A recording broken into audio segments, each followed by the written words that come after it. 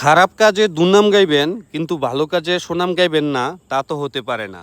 চরসিন্দুর বাজারের তেঁতুল গাছতলায় দীর্ঘ কয়েক বছর ধরে জমে থাকা ময়লা আবর্জনা ছিল সাধারণ মানুষের জন্য এক বড় দুর্ভোগ।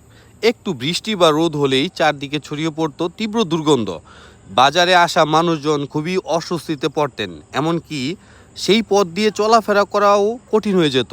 শুধু তাই নয়, পাহাড়সম এই আবর্জনার কারণে চরসিন্দুর চর ও শীতলক্ষা নদীর সুন্দর প্রাকৃতিক বাতাসও বাজারের ভিতরে প্রবেশ করতে পারতো না।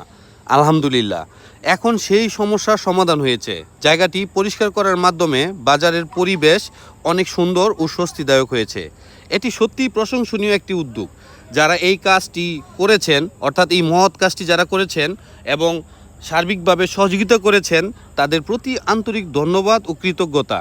এমন সচেতনতা উদ্যোগ আমাদের সমাজকে আরও সুন্দর ও বসবাস করে তুলবে। ধন্যবাদ সবাইকে আমার এই ভিডিওটা দেখার জন্য।